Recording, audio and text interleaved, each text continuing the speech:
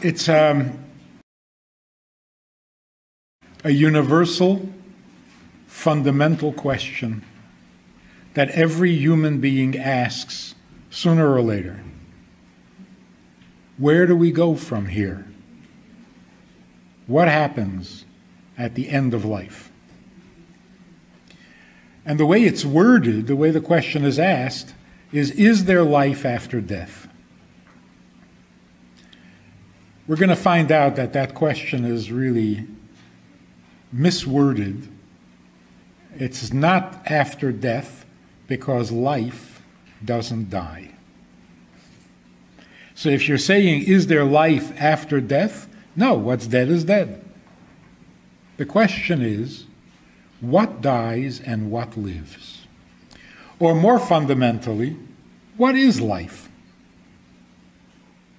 And what does it mean that life left? Where did it go? It can't just disappear. Nothing just disappears. Where did it go? So religion says, well, there are two places to go, up or down. There's no up and there's no down when it comes to life. Life doesn't take up space. So there's no up or down in terms of space. So what happens? To appreciate what happens when life leaves, we first have to understand and appreciate what happens when life comes. What does it mean that somebody is born? We don't ask that question. We ask, why do people suffer? Why do people die? Why are people born? Why do people have fun? Ever asked that question? Why is there pleasure? Nobody asks that. But why is there pain? So in order to understand one, we have to understand the other. So what does the Torah tell us? The Torah says, very descriptively, that when God created the first human being, he fashioned a body out of earth and then breathed into it a living soul. Which means the body doesn't come with life. The body is not a living thing. It's 100 pounds of clay. Where does the life come from? That is something that God invests into the body. He breathes into the body a living soul. Now the rest of creation, if you remember, everything else God created, he created by speech. God said, let there be, and there was. Only when it comes to the soul, when it comes to life, does the Torah say, he breathed life into the body. He didn't say, let it come alive. Let it live. The difference between speaking and breathing both involve breath.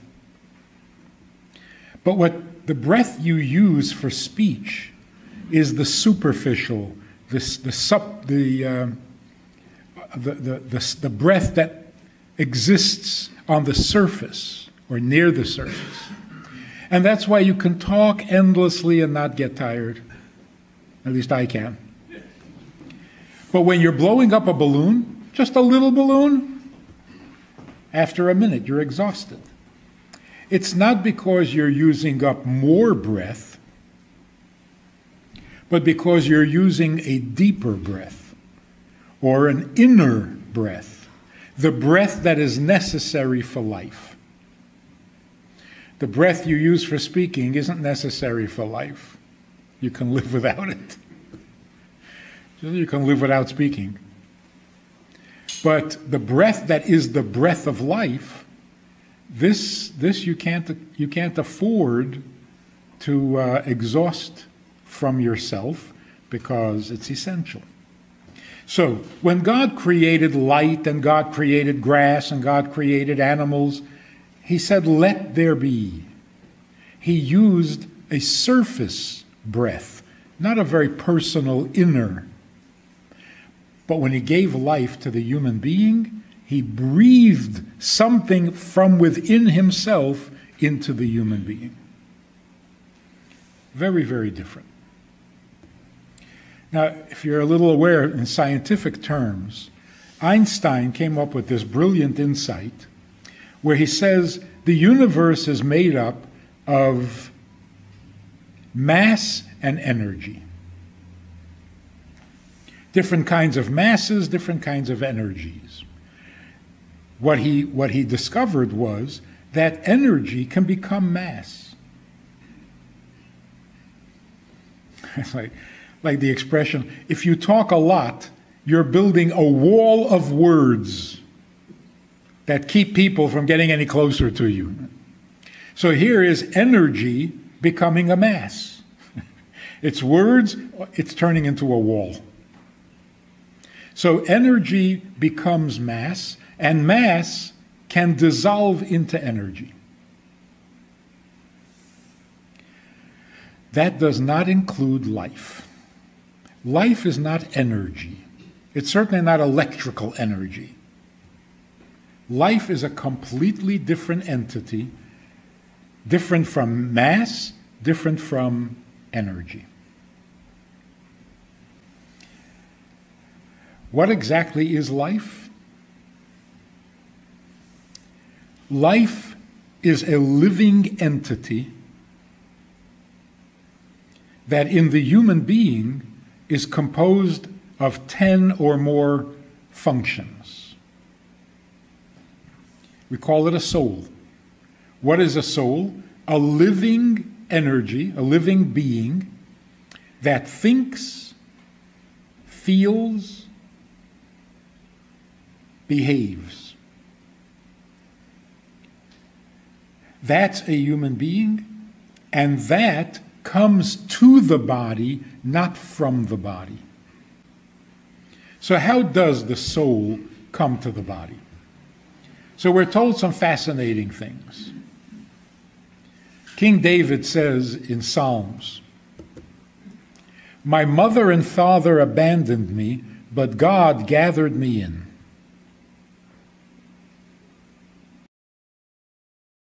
What is he saying? What is he talking about? He remembered the moment of conception, when he was conceived. Holy people don't forget.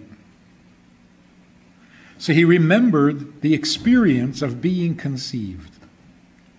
Now, what do you call the conception? It's not even a fetus yet. An embryo? A zygote? I hate that word. Cute little baby, why would you call it a zygote? It's a passt nicht, you know what I mean? But whatever that little being is at the moment of conception, it is experiencing the most dramatic and the most traumatic moment of its existence. It has made contact with the physical world. Hasn't developed much yet in the physical, but it's made contact. So King David says, I remember when that happened to me. I was feeling a little helpless. And I looked around to see who's babysitting, who's taking care of me.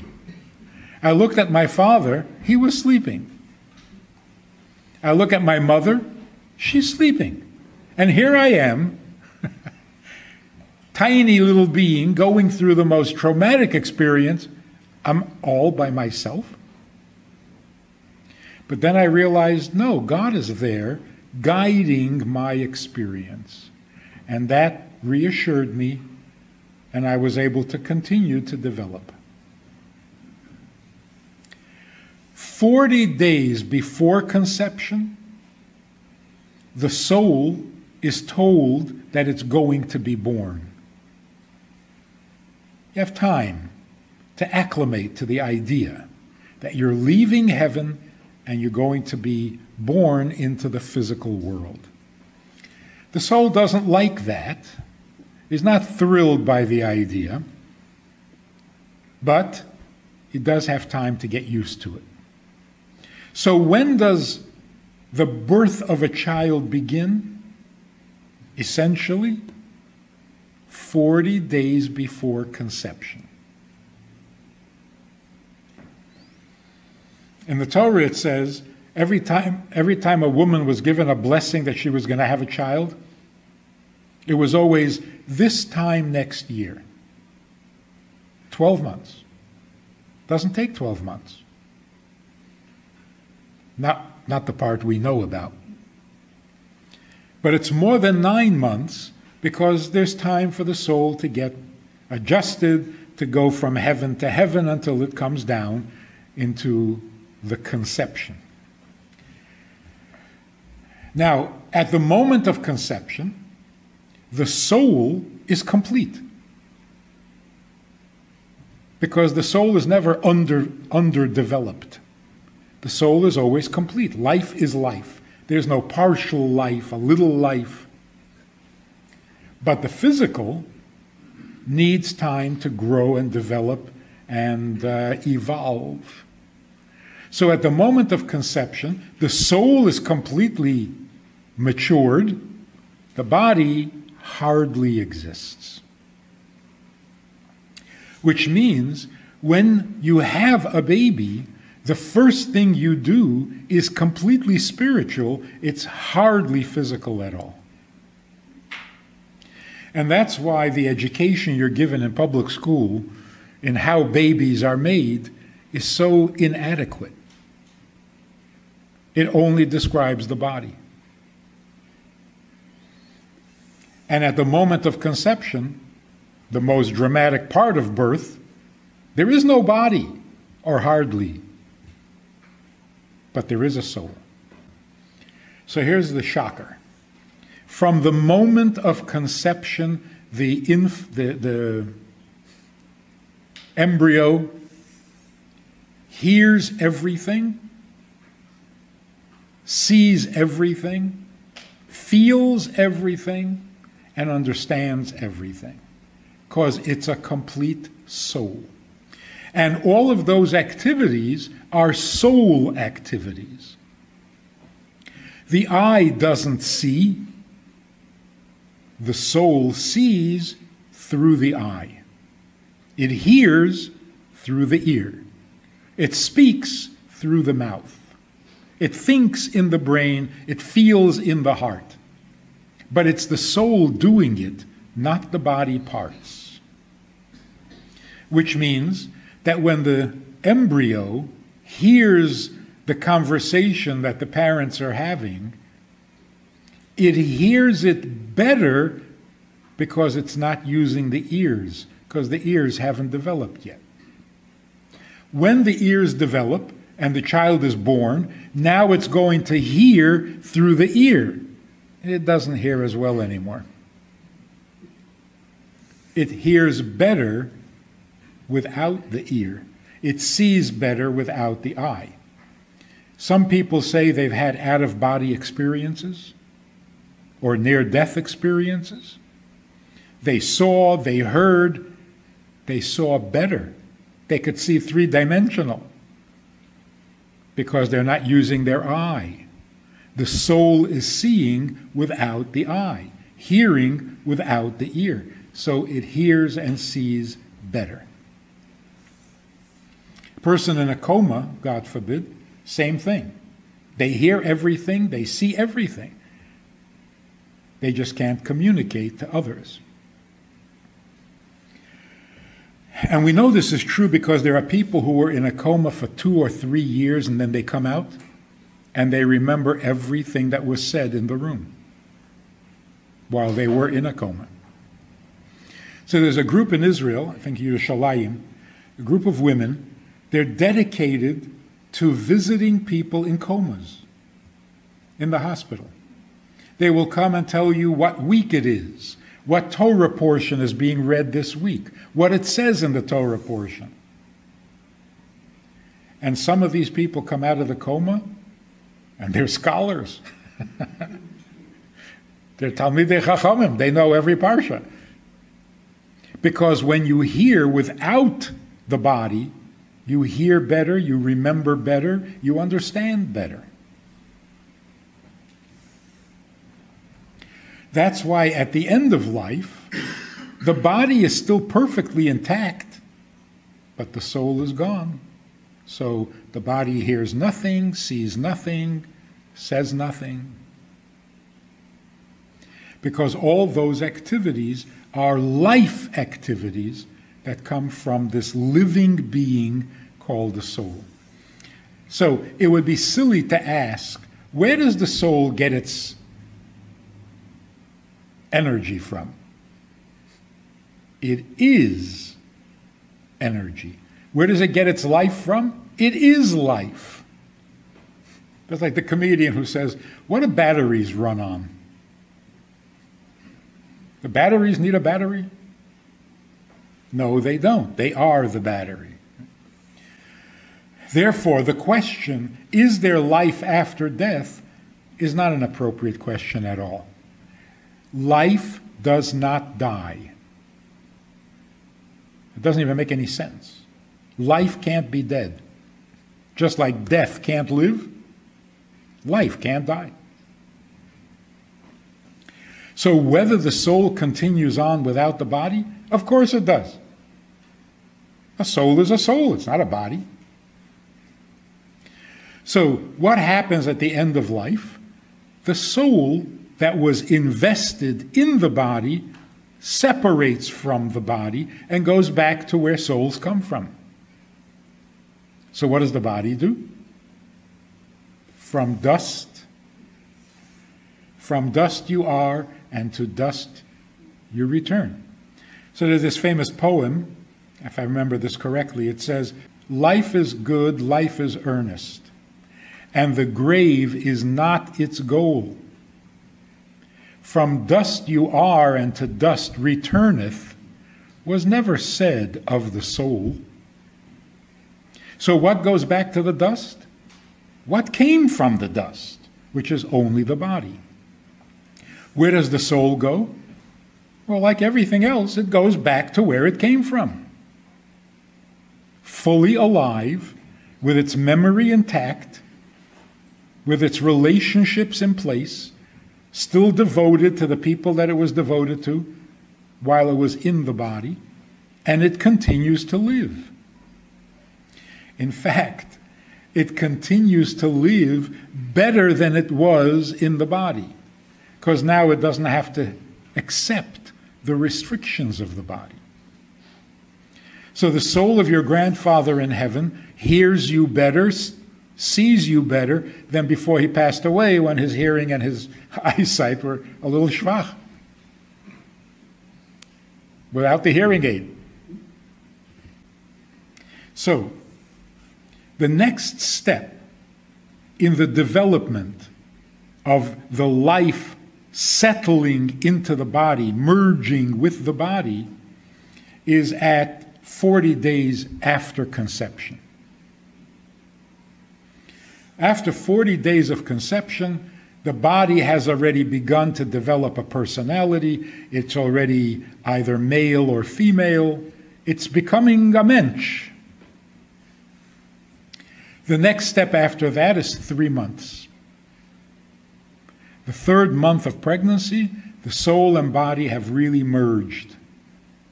The body is now alive.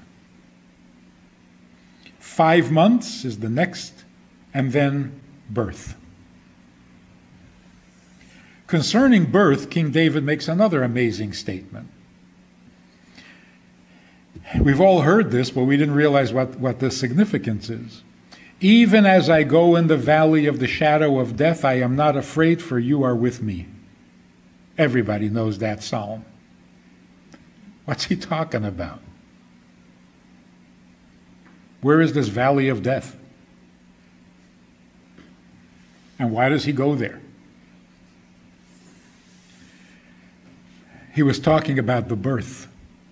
He remembered being born. He remembered being conceived. He remembered being born. And here again, very traumatic. Scary. The reason it is so scary is because for the soul, this is a major change. The body doesn't know the difference, but the soul does. And when the soul goes into panic mode and is feeling contractions, the body of the baby also experiences the contraction of being born. So whatever happens in the spiritual eventually is reflected in the physical. The happier the soul is to be in the body, the healthier the body is going to be. So King David says like this, when I was going through the valley of the shadow of death, which means when I was being born, when I was in the birth canal, I had left a perfect life inside the womb. It's heavenly. I'm not yet breathing on my own outside the womb. It's a valley. It's a dip between two lives. Life in the womb and life outside the womb. And there's a little danger there. There's a touch of hint of death, a shadow of death. And it's very scary. But what kept me going was God's presence. I was not afraid because you were with me. If you read any of the descriptions of near-death experiences, Kubler-Ross, how does she describe it? You're going through a dark tunnel, there's a light at the end of the tunnel, and there's an angel urging you to come into the light. Well, actually, that's a flashback to your birth experience. When you were being born, you were going through a dark tunnel, there was a light at the end of the tunnel, and there was this guy all in white urging you to come out, because that's what he gets paid for.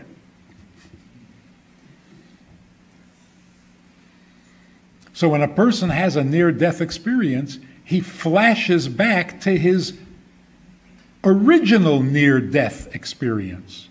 How does King David say it? Shadow of death. You're not dying, it's near death. People who die have a completely different experience. We don't know much about it because they don't talk much. Now, it's still not over. After the body is born, there's again a 30-day period of merging, coalescing, body and soul becoming one. And that's why until 30 days after birth, a child is not yet, the baby is not yet considered viable. Only after 30 days is it a viable child. For a boy, there's also the significance of the 8th day. Before the 8th day, it simply is too dangerous for a circumcision. I don't know what the blood being absorbed in the body, I'm not sure. But until the 8th day, there cannot be a bris. Now, the influence, the intelligence, the morality of your soul influences your body, also in a growing and increasing fashion. By the time a girl is 12, the goodness, the holiness of her soul is fully settled in. For a boy, it's at 13. So life comes in gradual stages and merges more and more with the body until you can't even tell them apart. The body is alive. At the end of life, the reverse process begins. First, there's a premonition. Most people know 40 days before they pass away, they know it's happening. Some are more conscious, some are a little less conscious, but there's an awareness to think about tying up loose ends, saying goodbye to people. They don't realize consciously what they're doing, but that's what's happening. Some people know exactly how long it's going to be to the very minute.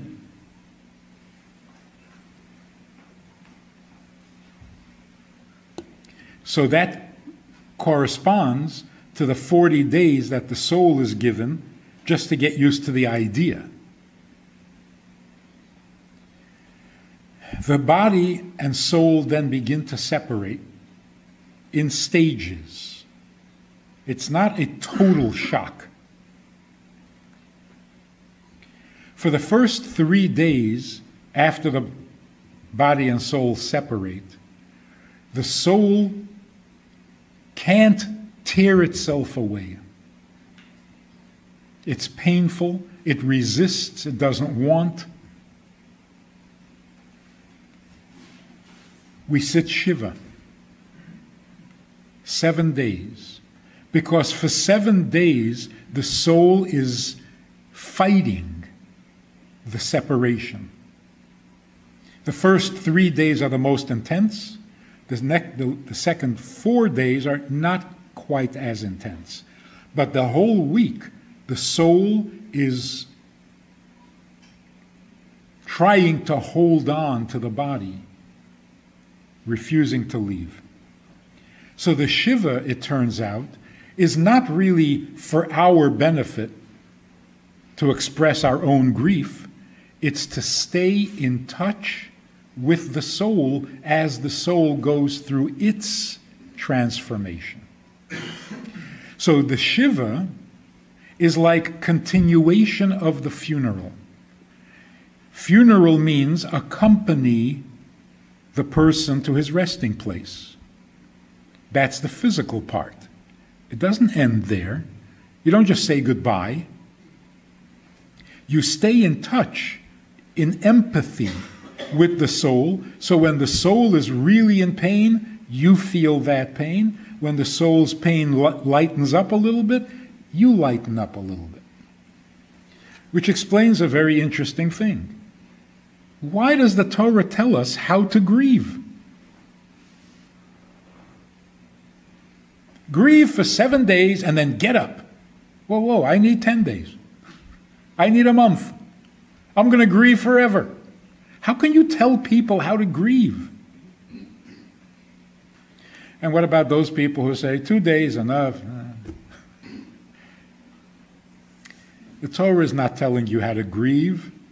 The Torah is telling you how to remain in sync with what's going on with the soul you're grieving over. And that's why at the end of 7 days, when the soul has pretty much made peace with the fact that it's no longer in a body, you're not being sympathetic anymore. So the Torah says, the Shiva is over. I mean, you want to grieve and you want to be sad about it. That's just your human reaction. But Shiva is over. Then there's a 30-day period, the Shloshim. The soul is still going through major changes. Now it has to get comfortable with being in heaven. And by the way, what exactly are heaven and hell? Unfortunately, we get more of a Christian picture than we do of a Jewish picture. Hell is where the soul goes to be punished and it burns. It's roasted with pitchforks and demons. And how do you burn a soul? You can't burn a soul. The only way a soul can burn is shame. When you're feeling shame and your cheeks get hot, That's burning with shame. When the soul comes to the world of souls and it doesn't remember how to be a soul, it's gotten used to being a body. Maybe it still smells like a body, and it feels really embarrassed and uncomfortable. That's hell. When a soul comes back to the world of souls after 120 years of being in a body, and it just picks up where it left off and just goes naturally right back to being a soul among souls, that's heaven. So heaven and hell are not a place, it's an experience.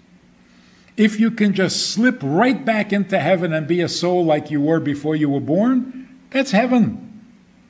If it takes time to readjust, that's hell.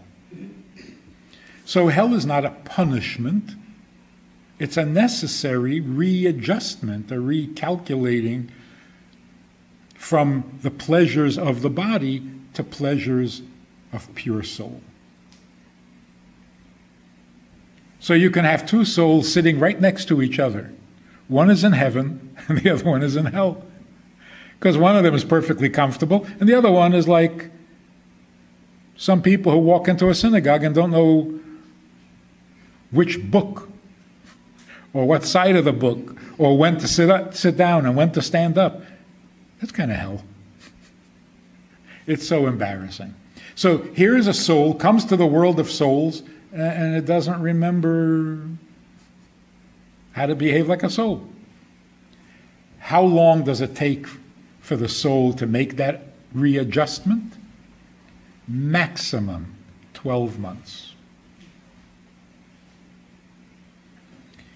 You know, souls are pretty smart. They catch on quickly, particularly when it's just going back to their original nature. So how long can it take already for a soul to catch on and start acting like a soul? If he's really dense and really thick, maximum 12 months. And that's why we say Kaddish for 11 months. We don't want to insult the soul by saying it needed the whole 12 months. We also don't want to shortchange it in case it does need. So we go 11 months because the Kaddish that we say helps the soul in its readjustment.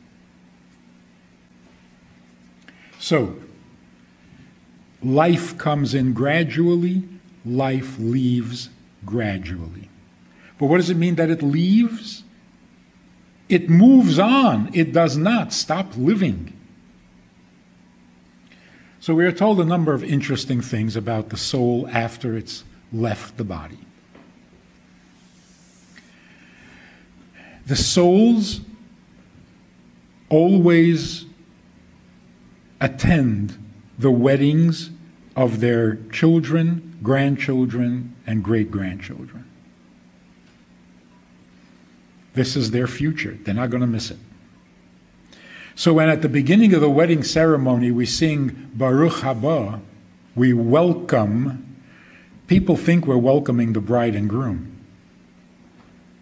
No, we're welcoming those souls who didn't get an invitation, but they're attending the wedding. So we welcome those souls up to 3 generations. Sometimes up to 10 generations. They also attend every circumcision. The souls of your parents, your grandparents, and your great-grandparents come to the celebration of their great-grandchild's circumcision. The other significant event is at the Seder, on Pesach, when you ask the 4 questions, and you say, Tate, ich will bei dir fragen 4 Kashes. You address your questions to your father. And you do this even after your father has passed away. And when you say that, your father's soul comes to hear your questions.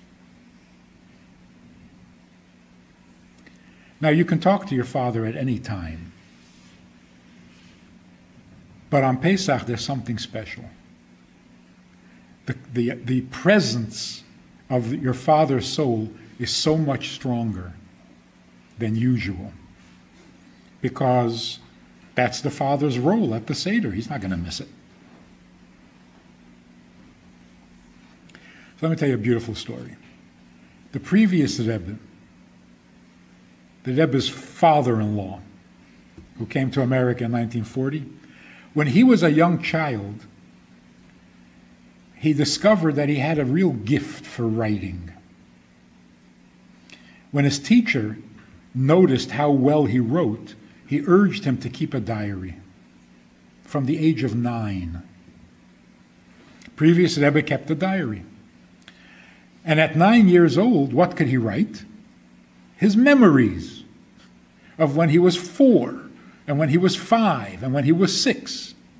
So we get a glimpse into the life of a Rebbe at a very young age, growing up in the home of his father, who was the Rebbe before him. His grandfather was the Rebbe before that. So here's the story that he records in his diary. When he would come home from Cheder every day, he had a vivid imagination. So when he'd come home, he would go into his grandfather's room. When his grandfather passed away, they left the room intact. His grandfather's office. There was a large chair, stuffed, a big wing-back chair. He would climb into the chair, and he would review the stories that his teacher told him in Cheder. And he would flesh it out. He would really put in all the details to imagine exactly how it happened. For example, Avraham was sitting at the door of his tent, and 3 people were coming down the road, and Avram ran out to greet them and asked them into his tent, and they turned out to be angels. So he would come home after that, and he would sit there painting the picture for himself, exactly what that looked like and how that. One day he came home, and this was after his teacher had told him a story from the Talmud, from the Gemara. The Gemara says that Rabbi Yehuda, who was the author of the Mishnah, or the editor of the Mishnah, when he passed away, he was granted a wish. Which mitzvah do you want to continue doing? And he said, I want to continue making Kiddush for my family on Friday night.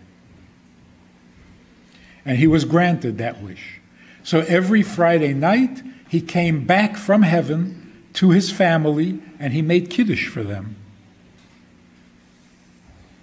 This little boy comes home after hearing the story, goes into his grandfather's room, climbs into the chair, closes his eyes, and starts to draw the picture in his mind of a soul coming down from heaven. The sun is setting, it's Friday night, the candles are on the table, he peeks in through the window, everything ready, okay, he comes in, he makes Kiddush. He gave it all the details and the color. As he's thinking this, he hears a voice in the room. He opens his eyes. His father, who was the Rebbe, is standing at his grandfather's desk, facing the chair. He's standing on the far side of the desk, facing the chair where his grandfather would sit and study. And his father is speaking and crying. And he's wearing his Shabbos clothes with the gartel, like a formal prayer, and this 6-year-old boy says, I thought I probably shouldn't be in the room at that time, so I just quietly snuck out. He wasn't shocked. He wasn't surprised. The soul, when you need The soul of your father or your mother or your grandfather, when you need them, they are available to you. The holier they are, the more freedom they have to come and go into this world. Most souls are not given that permission. They can talk to you from a distance. They can't be sitting in their chair talking to you. But holy people have more authority. So, the soul never dies. It can't. Life can't die. Life lives. And life is not the same as energy. It's a completely different thing. Energy can become mass. Life never becomes mass. Life lives. Which means that at this very moment, your parents' souls in heaven, your grandparents' souls in heaven, are completely conscious and aware of what's going on in the room right now. And they're probably quite pleased that you're here. Nothing embarrassing about that. And they worry about you, and they pray for you. They try to pull strings for you. So when something really amazingly good happens, remember to thank them. They probably made it happen, because, you didn't. So a little gratitude to our parents should never end, because they never stop being parents. The third Lubavitcher Rebbe, when his wife passed away, he said to his children, "You lost a mother, I lost a wife. A mother is good from a distance too. A mother can be very far away and she's still mothering you, but a wife from a distance. So my loss is greater than yours." Which is true. The loss of a spouse is greater than the loss of a parent, because parents don't go very far. They hang around. They come visit. They remain involved in their children's lives. So when we say Yizkor on Yom Tov, or when we say Kaddish, we're talking to a living soul. We're talking to someone who knows whether you're talking to them or not.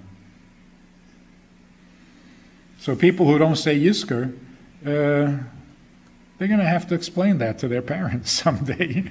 Like, where were you? I was there, you didn't show up. Maybe that's why so many people will go for Yizkor, but for no other part of the davening. Because for the Yizkor, the soul of your parents schleps you there. You can't say no to your parents. So what does all this tell us? The punchline. The punchline is this. When the soul leaves the body, it really doesn't want to. It fights, it struggles, wants to stay here. So that expression that you've heard many, many times, when somebody passes away, he's in a better place now, not Jewish. For Jews, there is no better place than here. Heaven is nice, really nice, comfortable, enjoyable, safe, holy, still not better. And the difference is, here we can serve God. In heaven, God serves you. It's a reward. We would much rather do the serving than be served. We would much rather be employed than retired, even if you get a gold watch. So the Jewish idea of heaven is, you go there if you can't be here, but we'd much rather be here. This is the best place. which means that the souls in heaven are not resting in peace. They are impatiently waiting for this world to get its act together, to become a holier place, and then they will come back to this world. So as much as we want to see the world become peaceful, we want to see the world become holy, we want to see the world become a godly place, they are more desperate than we are. Because we can at least do something. Pitch in. Make it happen. They're helpless.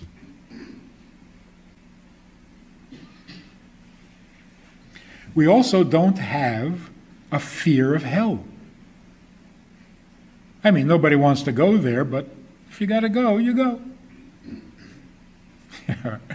Like the guy says, I don't want to go to heaven. I don't know anybody there. I'd rather go where all my friends are. So we're not afraid of going to hell. We're all going. Question is only for how long. Will it take a week to make the adjustment? Will it take a month, 2 months, 5 months? But we're all going. We all have to make that transition. We get really comfortable being a body. All of a sudden you're not a body. That takes some adjustment. So it's not a terrible thing. If you can avoid it, fine. So this is the Jewish thinking on life and death, heaven and hell. It all ends up good. No soul is ever lost or abandoned. Every soul ends up back in heaven. Got to go through a wash cycle? It goes through the wash cycle. Hot water? Okay, hot water. But it gets cleansed. It gets free of the physical memories, and it goes back to being a pure soul. And the more pure the soul is, the more it wants to come back to earth and serve God rather than be served. That's why we're looking forward to the coming of Mashiach, because as much as we would like this world to be beautiful, our ancestors in heaven, those that have been there for generations, for millennia, they are so impatient. They want us to get this world fixed up so that they can come back. So we know why Mashiach is an important issue. We also know why we believe in the resurrection of the dead. Souls don't like being in heaven. Not once they've been on earth.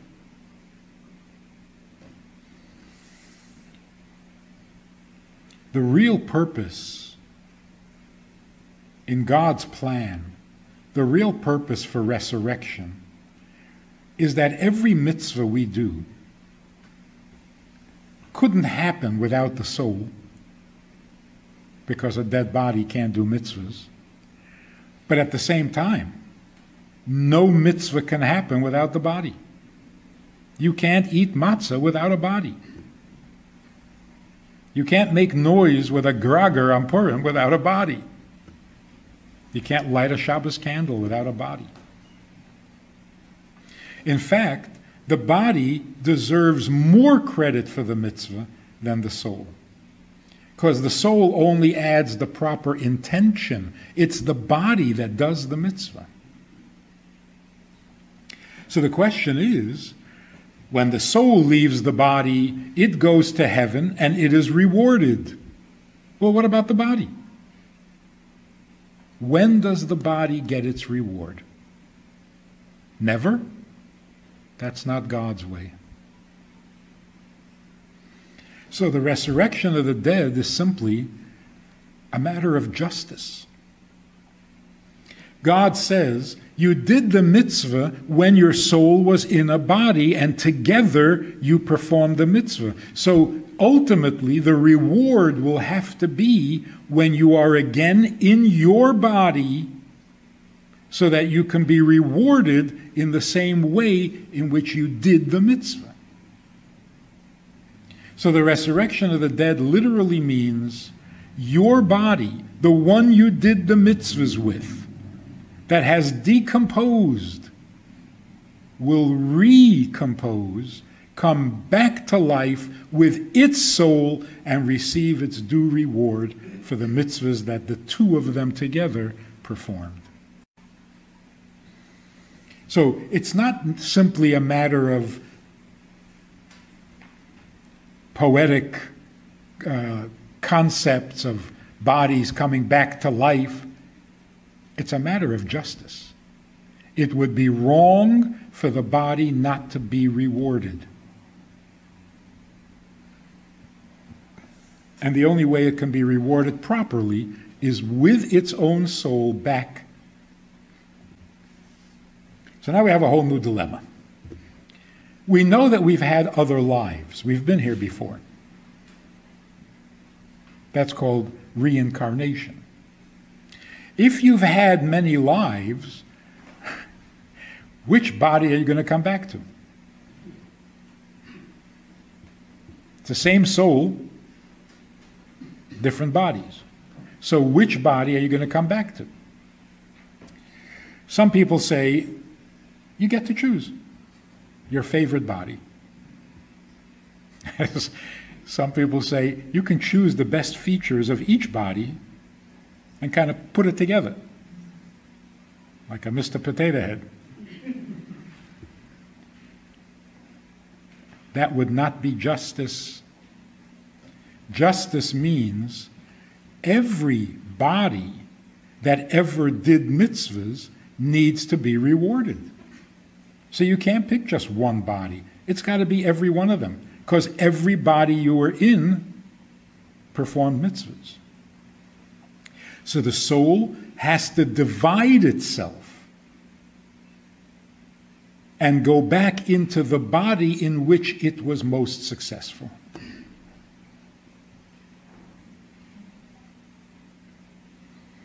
So what's going to happen after the resurrection, when you are now 5 different people and you're sitting at the table together?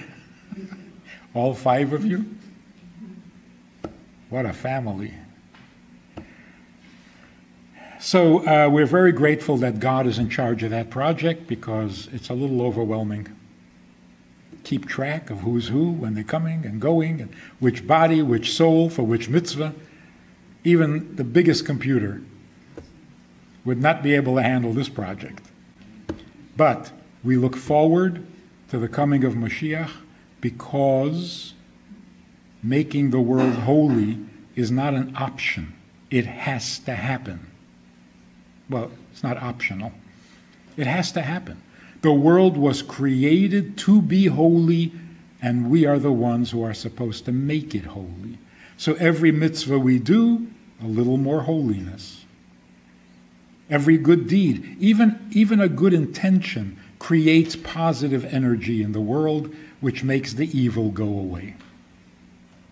And that's why every time, God forbid, there's a bad event, an evil event, a tragic event, our response is, we need more goodness. We can't let that start to spread. We need to increase the goodness in the world until it completely displaces all the evil. We've been at it for 3,330 years. We've made some progress. We don't necessarily see it yet, but it's all there. We've planted all the right seeds. The question is, when will it start to show? That's what we mean when we say we want Mashiach. We want to see the fruits of our labors. We've devoted ourselves to this project through fire and water, through thick and thin. Nothing stopped us. Nothing will stop us. So, where are the results? Where are the fruits? We're getting a little impatient. So Mashiach means the world has matured, the world has become what God envisioned, and we did it. We were his agents. And when the world becomes positive and beautiful the way it's meant to be, no soul will remain in heaven. This will be greater than heaven. So they will all want to come back, and that's the resurrection. So it's all one little package. It all hangs together. It's all necessary, not wishful thinking. And that's why we're still here. We don't live in fantasy. We outgrew that a long time ago. We know what we're doing. It's real. We should all see very soon, very quickly, the end of our project, the completion of our project. The world has got to get good. It's got to get good. And when it does, we'll be able to say, we did our share. We added our mitzvah to the huge pile of mitzvahs. And if you think that you'll feel good about it, imagine how good your father and mother, grandfather and grandmother will feel about it. That's the story of life from a Jewish perspective. What do you think?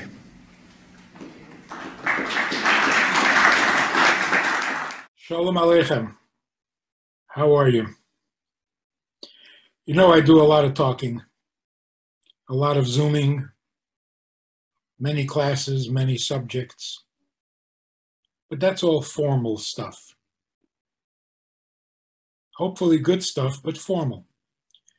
We also have a Wednesday night meeting that's more informal and kind of Hamish. If you want to join us for that kind of an event, interactive, time for questions and so on. If you want to join us for this side of conversation, click on the link below and join us every Wednesday night at 9 o'clock.